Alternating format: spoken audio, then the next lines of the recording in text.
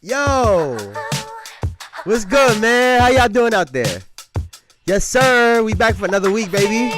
How's everybody's weekend, man? Yeah, welcome in. Yup. Yes, sirski. Yeah, we in this motherfucker, man. How y'all doing out there, man? I hope everybody's doing good, man. I hope everybody had a good weekend. I hope everybody had a vibe. Yes, sir. We gonna get started in just one moment, man.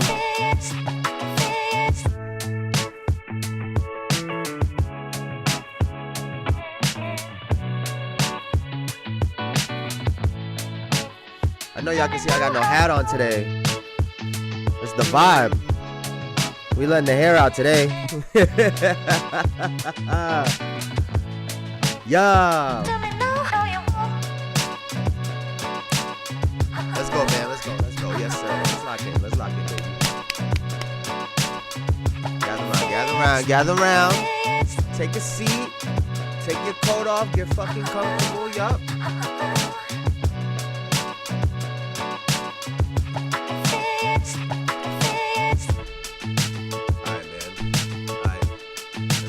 Baby.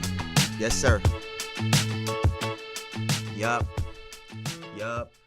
Hey, guys, how y'all doing, man? How y'all doing? Welcome in. Welcome back for another episode of the Jayson Estrera Show, where we talk about basketball, sports, and any other topic that comes our way as accurate as possible. I haven't done the intro like that in a minute. I don't know why. I just muscle memory that shit. But, hey, man, it happens sometimes. But welcome in, y'all. I gotta stop lying to y'all. Because the closer we get to the end of the regular season and into the playoffs, the less meaningful some of these games are. I'm not gonna lie to you. Outside of positioning, now granted, there were trades, right, with major teams like the Lakers and the Warriors, which makes these games important for them. But we know what teams are contenders. We know which teams aren't. There are some solid teams that could play spoiler at the bottom of each conference, but for the most part, we know what teams are good and we know what teams are bad. So some of these games just aren't the most exciting, right? But we did have two really big matchups over the weekend. Last night in particular, starting with the Denver Nuggets versus the Oklahoma City Thunder, and we also got to see the Los Angeles Lakers take on the Boston Celtics. Now, what are we going to get into first here really quickly? Actually, here, let's do it like this. Was it Friday night? I think it was Friday night. Yeah, so let's start right here, right? Let's start with the Denver Nuggets. Because Friday night they won in overtime against the Phoenix Suns. And I'll be honest, the Suns have been looking a little bit better lately. It's not necessarily translating to wins, but they've been looking a little bit better lately. 149-141, there was zero defense. Defense did not enter the arena on Friday night in Denver, Colorado, because neither team played it.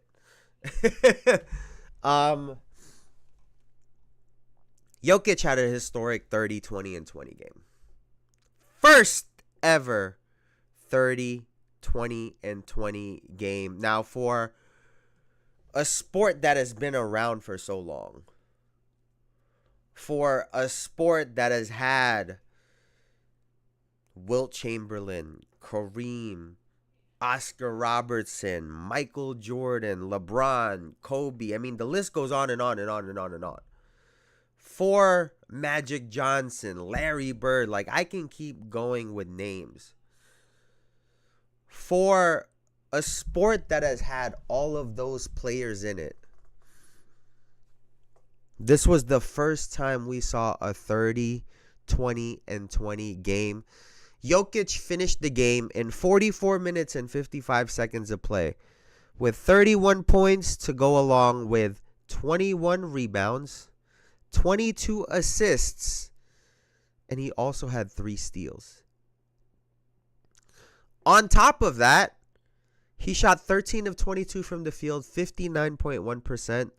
3 of 7 from the three-point line, 42.9%, and 66.7% from the free throw line. He went 2 of 3. Just an unbelievable game. Aaron Gordon had 27, which is good because he's obviously been injured for a lot of this year. Going into the playoffs, you're going to need him. But we got to talk about Jokic.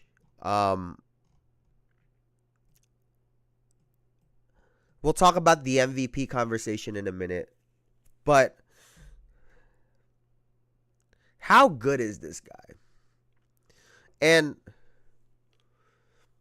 I know earlier in the year, when Shea really started going on his scoring tear, right?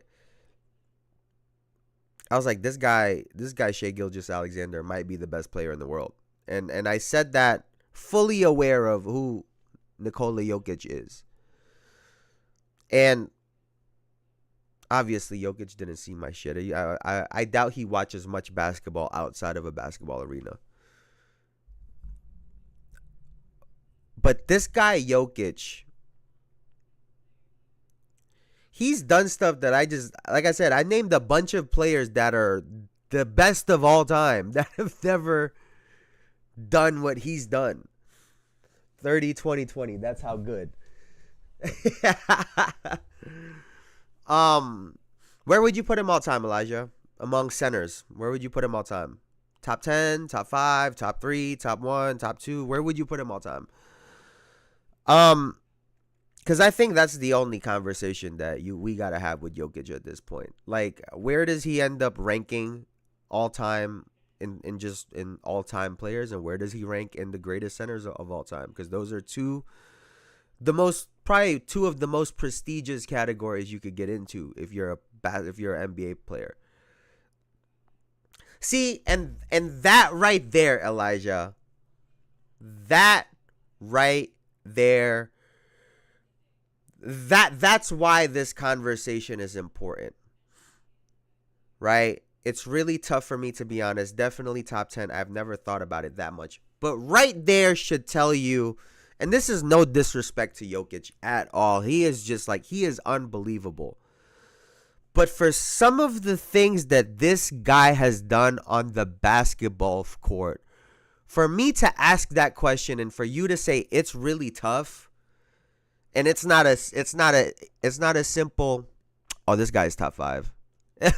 Oh, this guy is definitely in an argument with Shaq, Wilt, Kareem, Hakeem.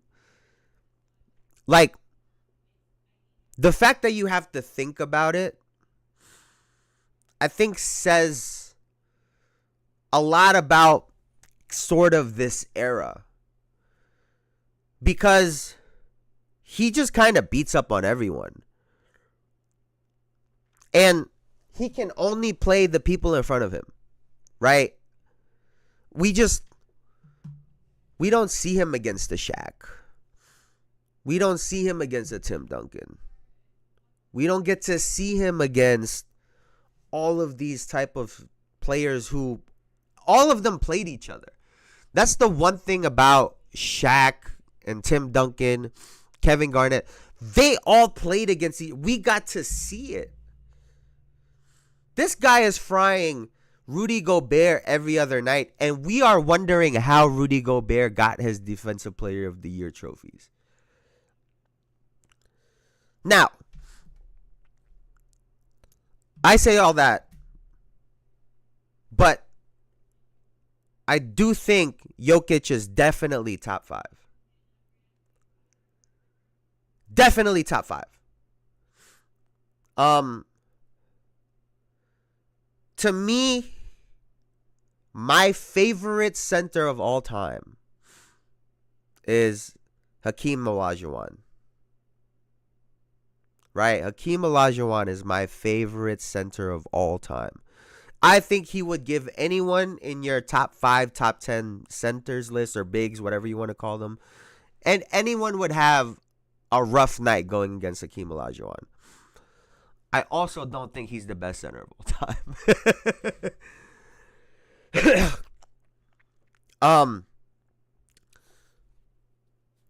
I mean, if you want to, because Tim Duncan, I would consider a power forward, even though, like, I think that matchup would have been really good. But in terms of centers only, Jokic is definitely a top 5 center of all time. I think for me, the question is he better than Hakeem? Right? I think you start right there.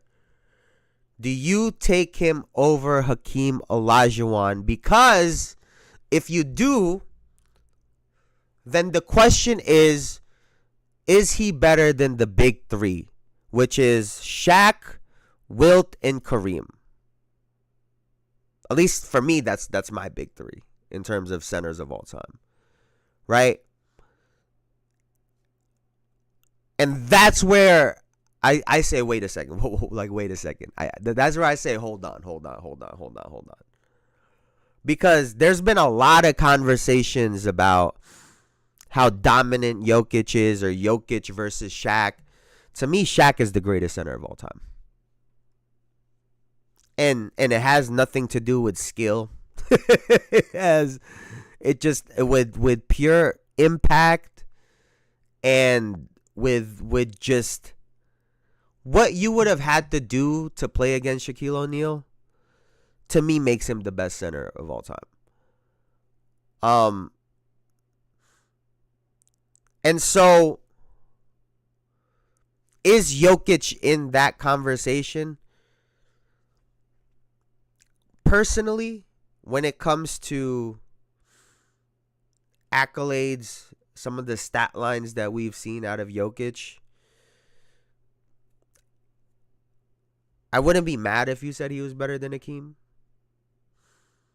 When I do the eye test, I don't know how easily I would agree to that, because I think Hakeem would have gave Jokic hell. Like, I genuinely think Hakeem would have gave Jokic hell. And on top of that, Hakeem has a way better chance of stopping him than Jokic has of stopping Hakeem. At least just from the way I see it, right? But like that's really, I don't even think you can compare Jokic to anyone now. I don't even think it's fair.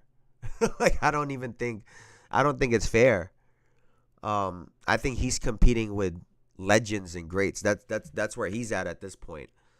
30, 20 and 20 is just unreal. I mean, it's just unreal. Like, it's unreal. Granted, who's the centers that the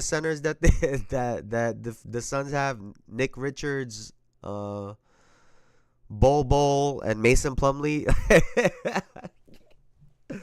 Like, I'm not trying to disrespect.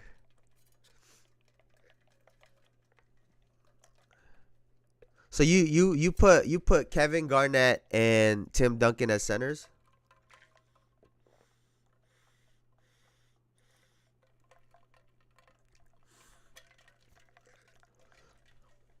You got no Wilt Chamberlain? Dog, he averaged 50 for a season.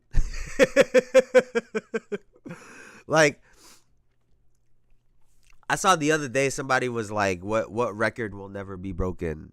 And he said, I forget who I was watching, but he said the 100 points in the game. I said, we might have seen that. We might have seen that before. I like that list though. But I think we could see 100 points get broken. No one's breaking 50 points a game. like 50 a game? Like 50 a game is unreal. Like 50 a game, like, that don't even make sense.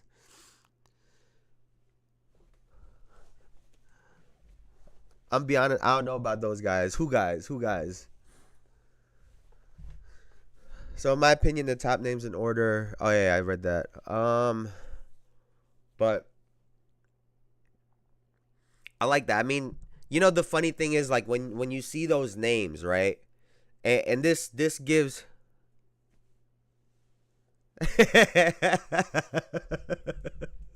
I don't think it would have mattered, dog. Like Wilt Chamberlain, I don't think it mattered.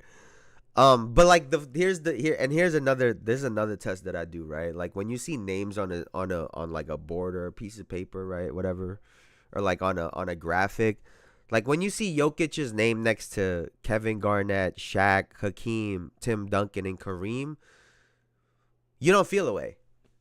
Like his name looks like it's supposed to be there. Like it should show you how good he is, right? It tells you like that's exactly where he belongs with those greats. That's how good that motherfucker is. And now debating first, second, third best ever, we're splitting hairs at this point. But I think he's definitely top 5. And then when you start putting in his accolades, if he could somehow win another championship, you just start putting him in some different conversations. Now, with that being said, right? They lost to the Oklahoma City Thunder 127-103 on Saturday. Granted, they were coming off of an overtime victory, right? Coming off of an OT win. Had to fly to Oklahoma City. Into not just the Oklahoma City team that's on fire, but a Shai Gilgeous-Alexander that's been on fire. For me,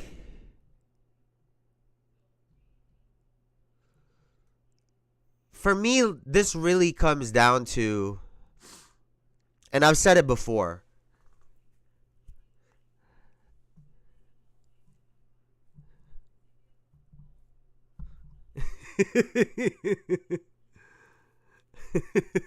wait, hold on. Wait, did I read that correctly?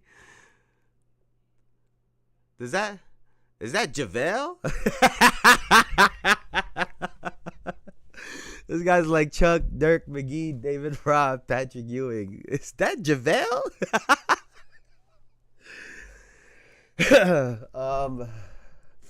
It's a real shame that DeMarcus Cousins did not end up on this list. It's a real shame. I know injury, getting blackballed out of the league, but DeMarcus Cousins was fucking nice. But got doing JaVale McGee. I love JaVale. JaVale is great. I mean, I've said it before about the Denver Nuggets, right? Like, they can win against any team, but they could also lose against any team. It's just a really odd thing to see right now with such a dominant player. That's crazy. His name just spawns laughs. Yeah, no, it really does. Every single time. Every single time. I want to have a conversation about the Oklahoma City Thunder for real. Like, I want to have a real honest conversation about the Oklahoma City Thunder right now. And because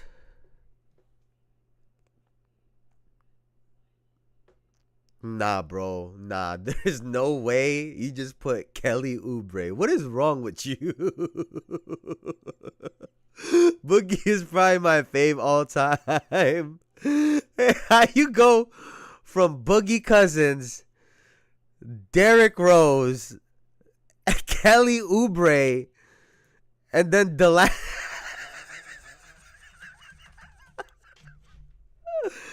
Like, what are we doing, dog? Like, you sound like me when I was fucking with Bob Sura. When T-Mac got traded to the Rockets, I was like, yo, my dad hated it. I was like, yo, Bob Sura kind of nice. He's like, what the fuck are you talking about?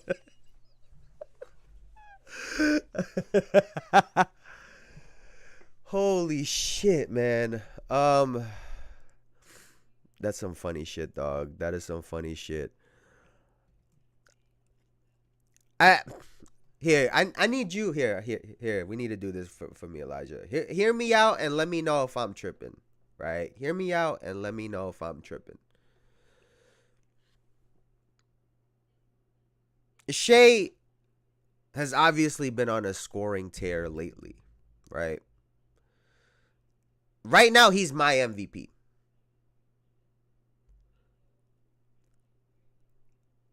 But why is it that I almost feel like Shea has started going off? One, because it's as if he realized how good he is, right? I think it was earlier this year when he played against the Boston Celtics and he got asked and he was like, he wants to test himself against the best players in the world. And they're like, well, what was your assessment? And he goes, I'm pretty good at basketball. So one, is it a realization of how good he actually is at basketball? But two, is it also a realization that the Oklahoma City Thunder offensively are not that deep? And he knows going into the playoffs, he's damn near going to have to score 40 a game. Because Chet Holmgren is like 22 years old. Jalen Williams is like 23. No, Chet is like 21 or some shit like that. Jalen Williams is like 22, 23 years old. Outside of Shea, none of these guys have real experience. And none of them are really tested. And so I think that they have the potential to run into a real serious problem going into the playoffs. Thunder probably not deep, but they are better than the Knicks. Yo, you like you motherfuckers don't even say hi. Y'all just cook the Knicks first and then say hi. And then you hit me with hit the like button. So in 3 messages, I went through a roller coaster of emotions. You feel me? And then, yo, we was at the grocery store yesterday, and I was trying to read something on the truffle. I thought it said fantasies, but then it looked like it said Fantasia or some shit. Bro, I thought I was about to have a stroke trying to read what the fuck was on that wrapper. I swear to God, bro, I started lagging in real life. It was really bad. Like, it was really bad. I didn't know what the fuck was going on. I was like, I'm going to just stop trying to read that shit. It just went on to check out all of the items. My girl was like, you want to buy it? I was like, hell no, I can't even read it. Oh, shit. Just a fucking roller coaster of emotions. Like, bro, what is wrong with y'all? But am I tripping on that assessment on the Thunder? That, Shea is scoring the 40s and the 50s lately kind of because he has to. Like, they have a really, really good defense, but outside of him and Jalen Williams, they have no definitive third option. Jalen Williams is young. Chet Holmgren is even younger. And so I think it's a part of it is a necessity, right? A part of it is a necessity. They don't have another gear that they can get to. Like, their other guys are very solid. Isaiah Joe is solid. Jalen Williams is solid. Aaron Wiggins is solid. They also have Caruso, obviously. But in terms of a pop-off potential, like a Pritchard and a Derek White, we'll get into them a little bit later. Like, they just don't have that. No, probably, or they are good, but they feel off. They're looking like a regular season team right now to me. That's what they're looking like to me. They look like a regular season team where they can, because they're young, athletic, energetic and they have a guy that's really good in Shea, when you're playing through the regular season where teams can't lock in on you and game plan for you specifically, they're able to get these wins. And I'm not trying to take anything away from them, but I think the playoffs is gonna look very different for the Oklahoma City Thunder. It's gonna look very, very different. And I know Bruce. You're on the Golden State Warriors. You're on, I'm not gonna say you're on the bandwagon, but that's the team that you said you think are going to win the championship. If they somehow draw the Warriors for whatever reason, it could get real scary for the Thunder. Excuse me. And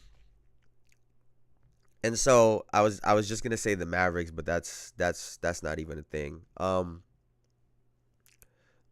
Excuse me, but they could end up with a really bad matchup, and even the Clippers, a healthy Kawhi and a James Harden. Not that I think they're a good team, but they can make it very difficult for the Oklahoma City Thunder. Now, in terms of an MVP race,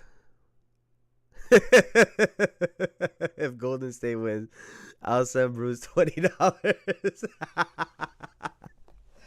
Hey, there is no way. So you got the Lakers or some shit?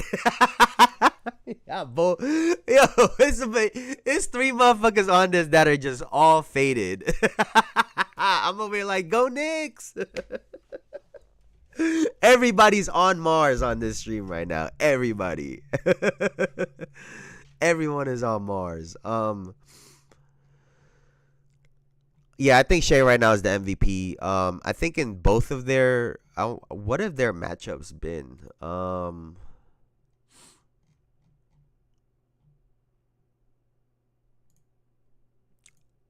Is there a way to find?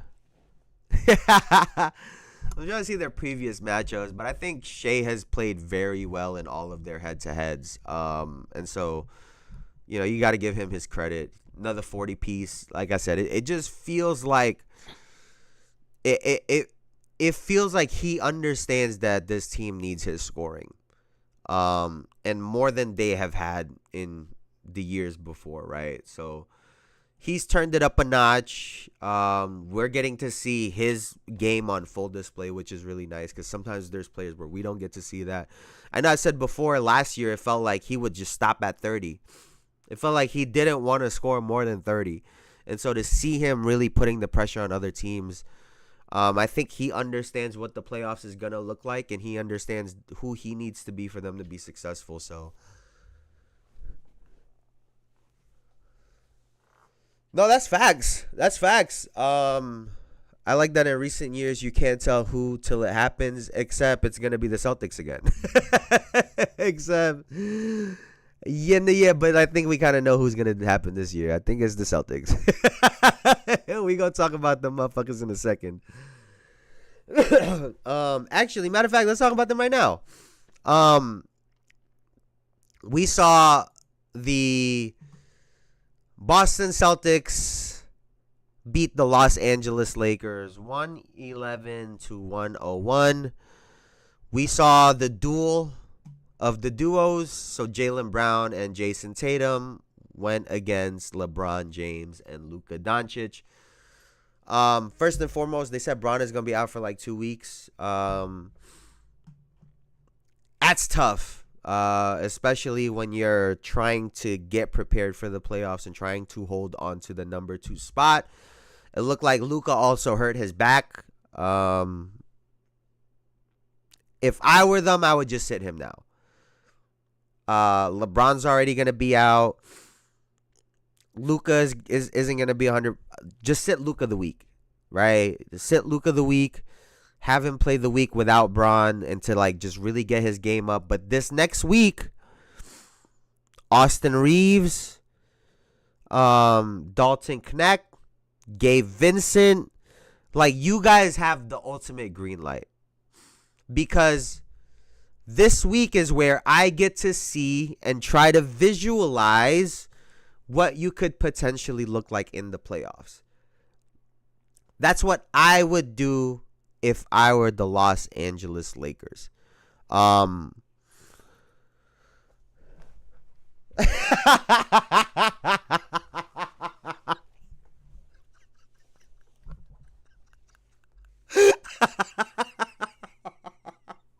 Yo, you see how fast people switch. He said Lakers are cooked. I'm not gonna lie. Lakers in 5. No, Lakers dropped to 5 seed, maybe more. Lakers about to be in the play-in.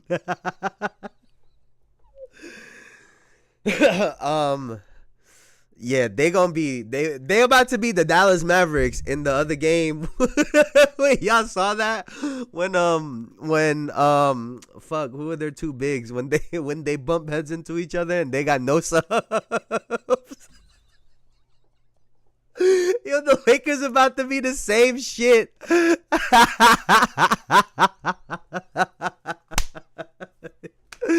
Hey, Elijah talk all that ish. Now he backtracking. At least I'm consistent. Shit. Yo. So I'm not gonna overblow this victory by the Celtics, right? 111 to 101. Obviously, Bron ended up going out. Luka didn't look 100%. 40, 12, and 8 for Tatum. 31, 6, 2, 3 steals. 2 steals for Tatum, but 3 steals, 31, 6 rebounds, 2 assists for Brown.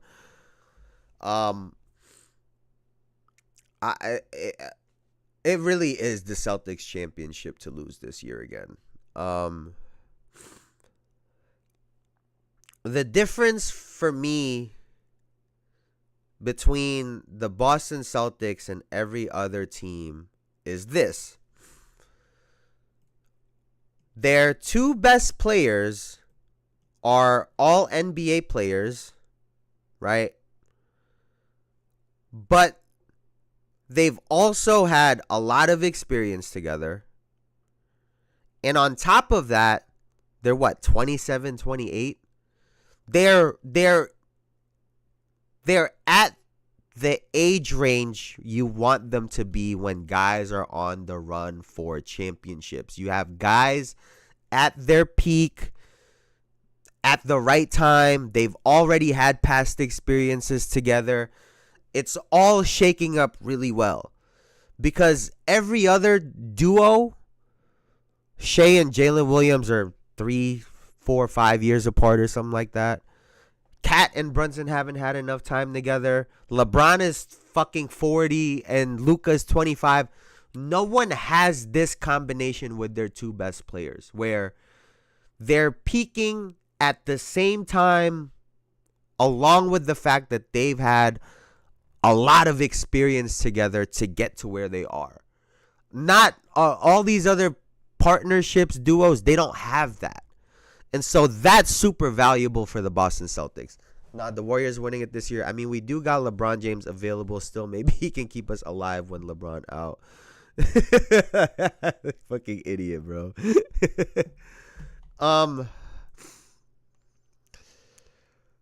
But beyond their 2 best players, earlier in the week, we saw a 40 and 40 game from Derek White and Peyton Pritchard. From their 4th and their 5th, 6th best players on the team. Both had 40 in a game. And so, there is no other team that can kick it up to a gear the way the Boston Celtics can. Are the Boston Celtics beatable? Yes. We've seen it. The same way they can shoot themselves into a game, they can shoot themselves out of a game. We've seen it on both ends. But when it comes to just having guys, the Boston Celtics just have they just have it. The Cavs have been better through the regular season, but when you think about, and I say this all the time, right? If you have two guys that are, in terms of production, are very similar, I'm always going to take the taller player. I think Donovan Mitchell is as good and as tough as any player in the NBA. At the end of the day, the guy is 6'4". Like, he might be 6'5" on a good day. And so when his running mate is a point guard that is 6'2", I've said this about New York Knicks and Jalen Brunson. When your best players are smaller, it's easier to game plan for them, especially in a 7-game series. Kyle Lowry and Freddie already tried the Celtics like that. Like, I'm not gonna lie to you, Bruce. I don't think that series goes very deep. Like, I don't think that series looks the way people are gonna think it's gonna look. Like, I think Cleveland might win 2 games. I think they might win 2 games. And that's not to say that they're playing bad through the 6 games. I think they could be playing just fine. I think the Celtics just have more firepower. And, you know, we've seen them without Porzingis for a lot of this year. Drew has been in and out of the lineup. Brown has missed some games. And still, even with all of that, right, they still, what's their record right now? 46-18. And to a lot of people, it's a bad year. 46-18. And to a lot of people, they're not having a great year. So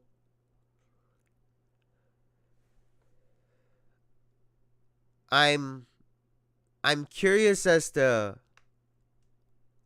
who the matchups are going to shake out to for the Boston Celtics.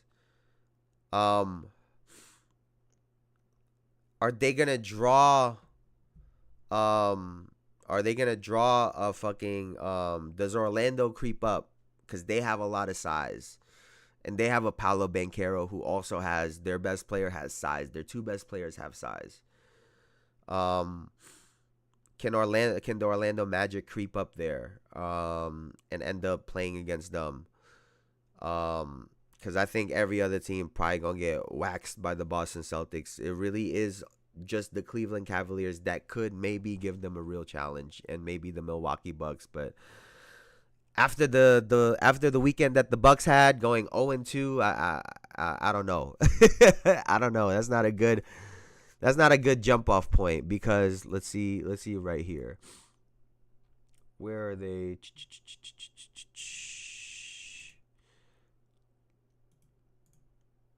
Here, Saturday, Sunday, right? Yeah. Because look, the Milwaukee Bucks lose 111-109. 111-109. And then 112-100.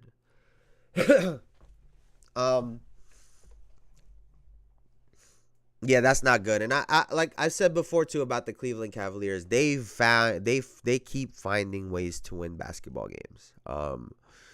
So I got to give them some credit. What's the rumors? I'll tell you if I heard it or not.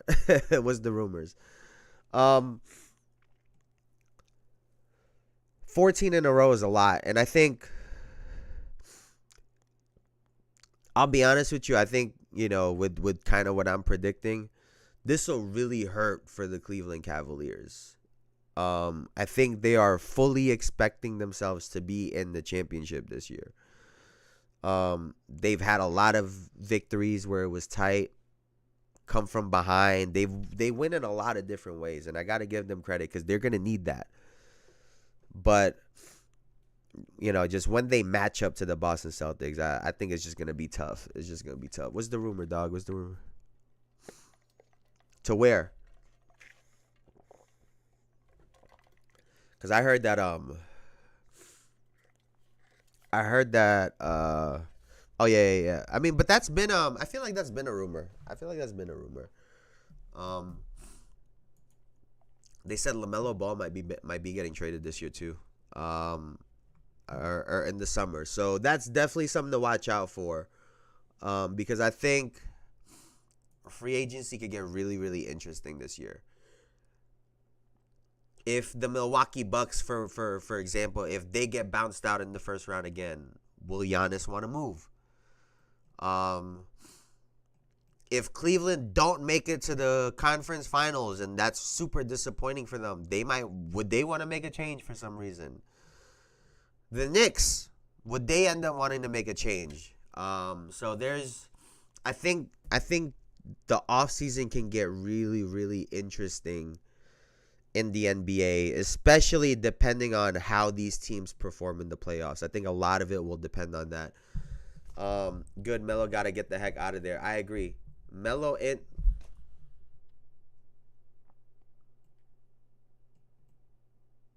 This guy said Melo in Canada. You really hate your team, huh? You really hate your team, dog. I heard there's a rumor that RJ might want out of Toronto or some shit like that, even though I don't think that would be the case. It looks like he loves being in Canada. So I don't know why he would want to move or why they would want to move him. It wouldn't make sense. If I'm LaMelo Ball, Kevin Durant is gonna get moved this year. Honestly,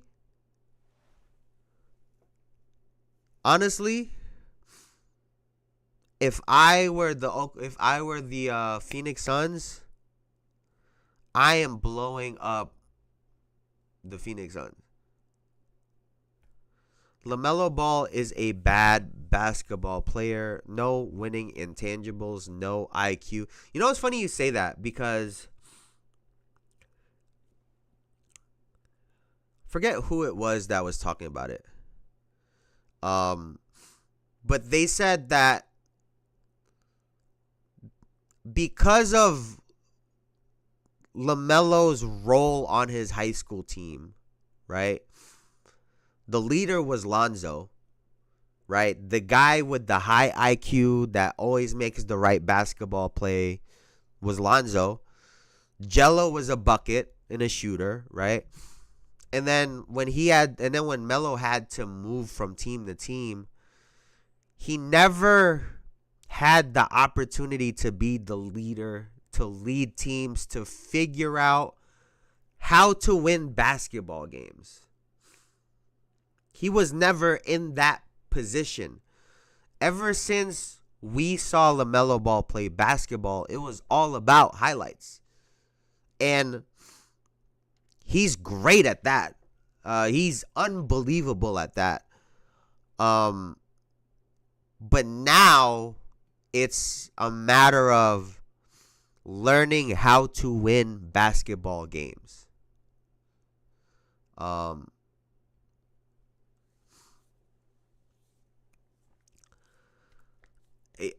Yeah, he's just the thing about him though, Bruce, is I think he needs someone really needs to teach him, cuz in terms of the skills of the game, LaMelo is top tier in terms of the skills of basketball. And I think also on top of that, he has in terms of just the natural feel to score and pass, he has a very natural feel for that. But winning basketball games is a totally different ball game. We see what Cade Cunningham is doing on Detroit, right? And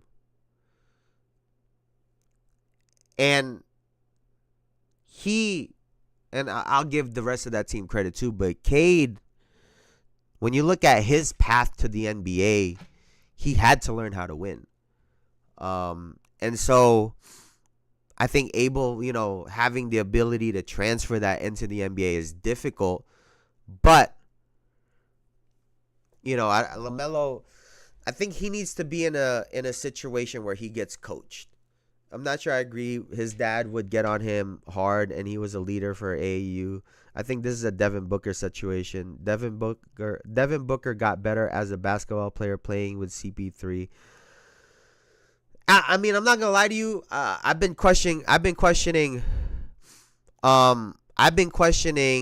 Devin Booker even because before Chris Paul got there, he was not winning basketball games.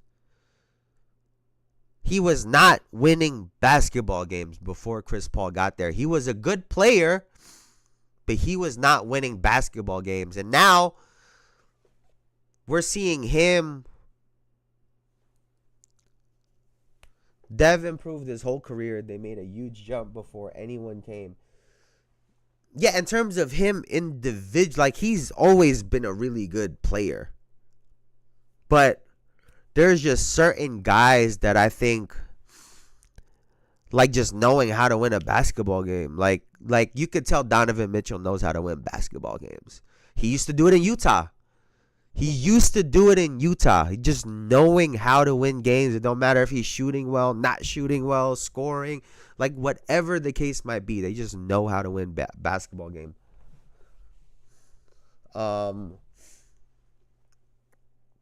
Like watching the Phoenix Suns, I feel like Devin Booker is really letting Kevin Durant down. I'm not gonna lie to you. I feel like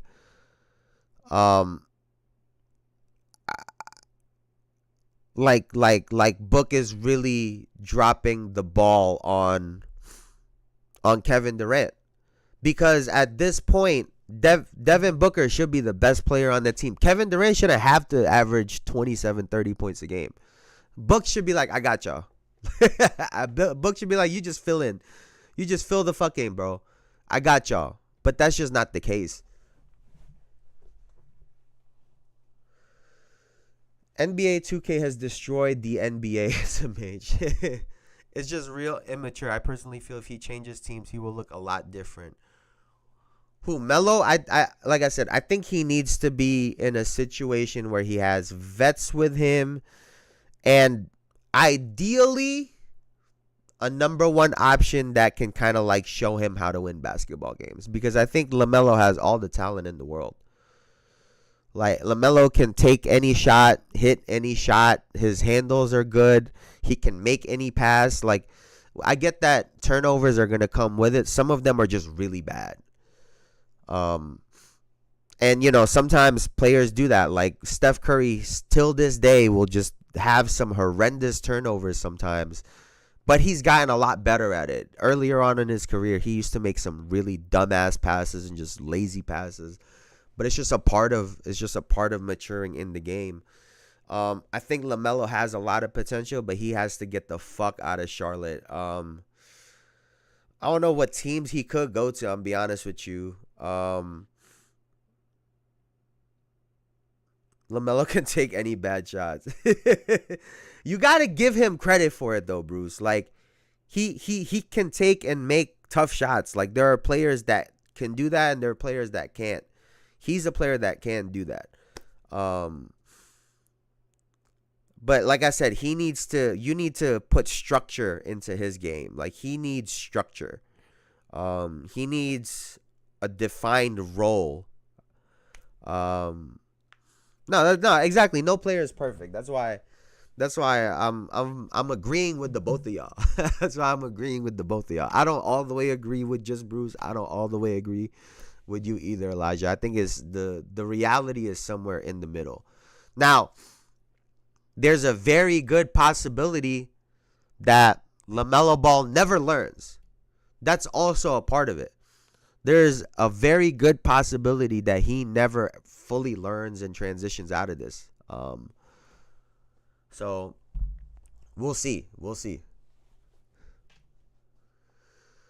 He plays at an MVP level when he gets healthy. I don't think is far off from keeping him healthy and keeping him at a high level. Let's get Ricky Davis. That's a good shout. Yeah, light skinned J.R. Smith. Yeah, but when Bron needed him to lock in on defense, that boy was locking up. He a light skinned J.R. Smith, man. He a light skinned J.R. Smith, just without the bounce. Just no bounce and athleticism. What else we got over here, man? What else we got over here? Oh yeah. Oh, very quickly.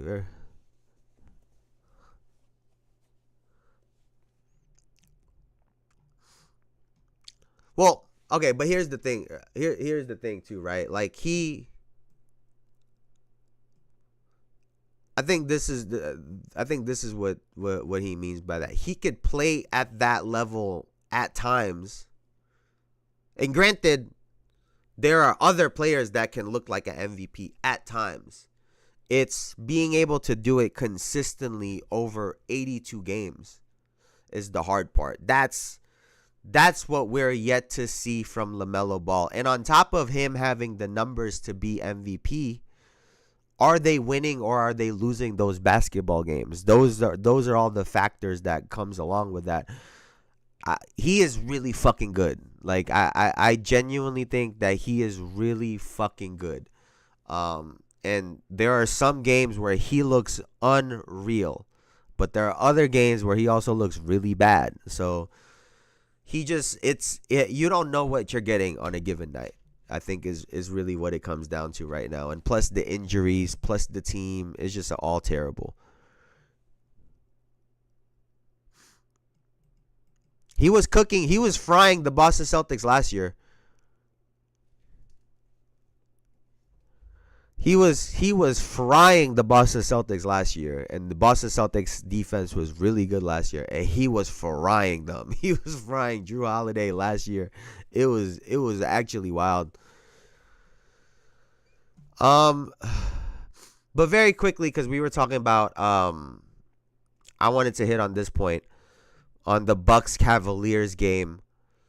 Giannis had 30, Dame had 22, Kuzma had 14. No one else was in. Oh, and Ryan Rollins was in double figures at 10.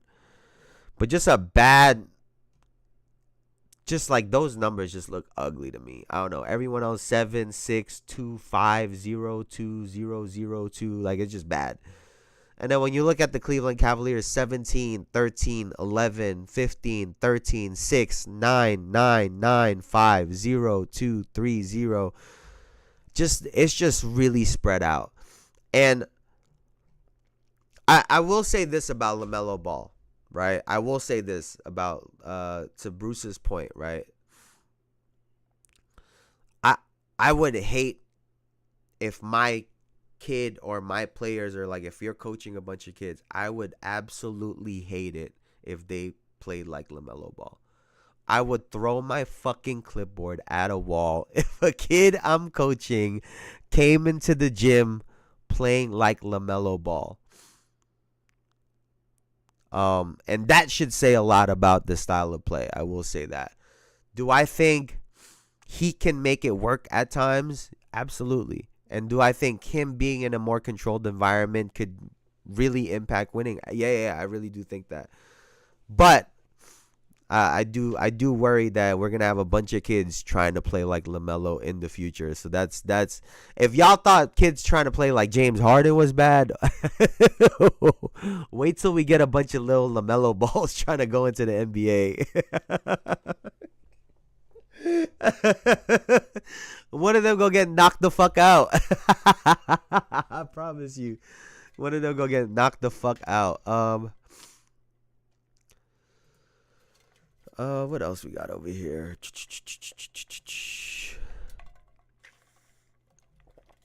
Who y'all think is like the scariest 8th seed in the playoffs right now?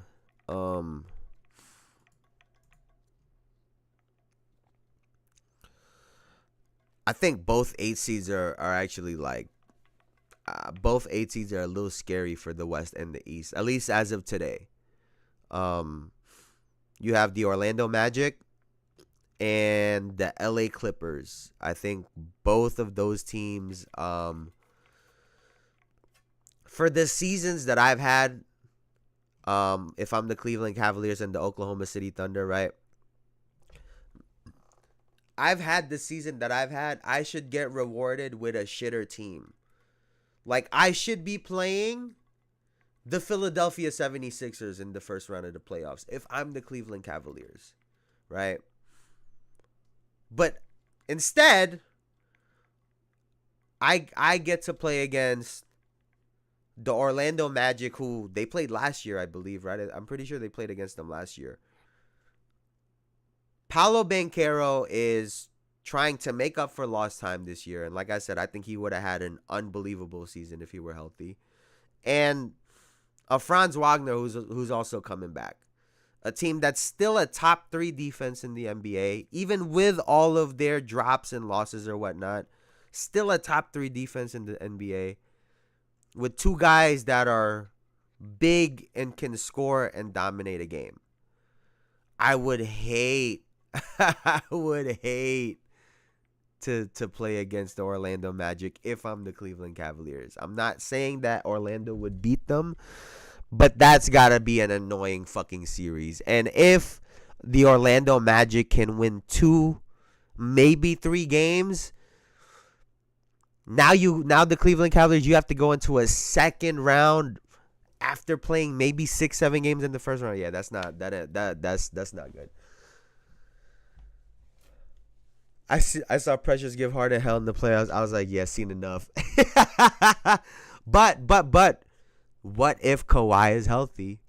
What if Kawhi is healthy? And then you got Big Zubac, even though I think they're like 11-10 when Zubac scores 20 plus. It's not a great record. I think they're 11-10 when Zubac gets 20 plus, which is not good. But these playoffs, I think I've said it earlier this year, because a lot of people were complaining, but I mean, Golden State was in 8th. Like, you have Hall of Famers in the 8th seed, at least for the Clippers. You have a champion. You have Hall of Famers. Golden State Warriors at 6, champions, Hall of Famers. Minnesota Timberwolves at 7th. You have an up and coming star in Anthony Edwards. For the Eastern Conference, you have 8th Orlando Magic. I just said all of the stuff that's great about them. Trae Young at number 7 in Atlanta. The Detroit Pistons with Cade Cunningham and how they've been playing in number 6. I mean, just like the potential matchups for the 6, 7, 8 is not what it usually is from year to year. So it could get real spooky for these number 1 seeds in each conference, because the Cleveland Cavaliers and the Oklahoma City Thunder, I think, can be vulnerable in the playoffs. And that's even with the records that they have. So we'll see what happens, man. We'll see what happens. This is the stretch of the year where we're literally just counting the days down till the playoffs start, until fucking May, June. Like, that's literally all we're doing. That's all we're doing is counting the days down, because I know that's what I'm doing. But that's going to do it for me for now, man. I appreciate y'all so much, as always. Now, before I get out of here, listen to what Bruce said. Please like, but also comment and subscribe if you haven't already. People say Trey a bad player, just like Mel. That's why I don't listen. I can see that. But I also do think that Trae Young is, I think he's a lot more in control than LaMelo too. And like we saw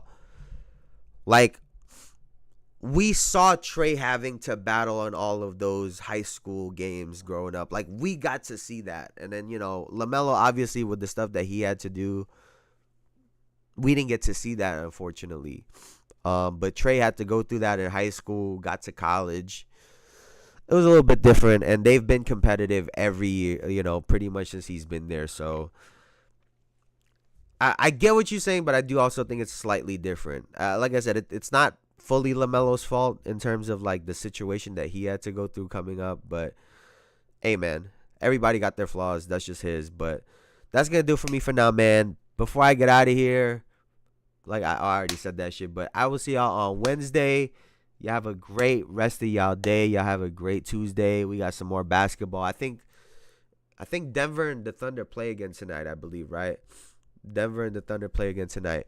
Daniel Barry Sports Highlights. Happy Monday. Happy Monday, brother. Happy Monday. I'm about to actually get off.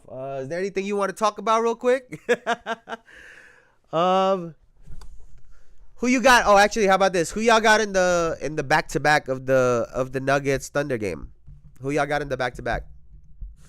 Who y'all got on the second leg of the back-to-back? Cause let me see. They gotta be playing in Denver, I'm assuming, right? They gotta be in Denver. Let's see this real quick.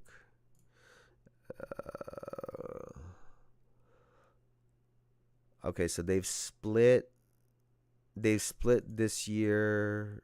Oh no, it's 2-1 OKC. Whoa. What Carmelo Anthony got to do with this? Whoa. What does Carmelo Anthony have to do with this? I take no Melo slander. What do Carmelo and we are not comparing Carmelo Anthony to LaMelo Ball, brother. We are not. We are not doing that. We are not doing that. No, sir.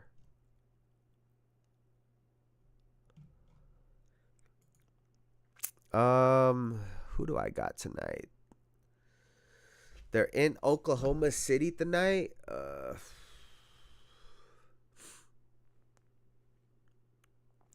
You got the Nuggets tonight? I actually think Oklahoma City cleans up. I actually think OKC cleans them up tonight. I actually think OKC wins tonight. Listen, bro. Carmelo Anthony, one, should have won Rookie of the Year. But two, there was only one of them. There was only one player between Melo and LeBron that was in the playoffs last year, and it wasn't Bron. Melo gets disrespected, man. His only mistake in his career is that he stayed in Denver for too long. He should have been left that place. He should have been left Denver. That was his fault. But outside of that, that guy is unbelievable, man. No Melo slander over here. That's my guy. Melo, 3 to the dome. That's the shit right there. That's the shit right there. But, all right, man, that's going to do it for me. I'm going to get up out of here, man. I appreciate y'all so much.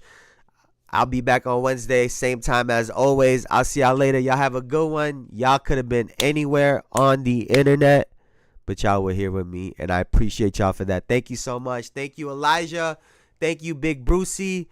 Thank you, Daniel Barry Sports. I appreciate y'all. I'll see y'all later, man. Have a good one. Peace.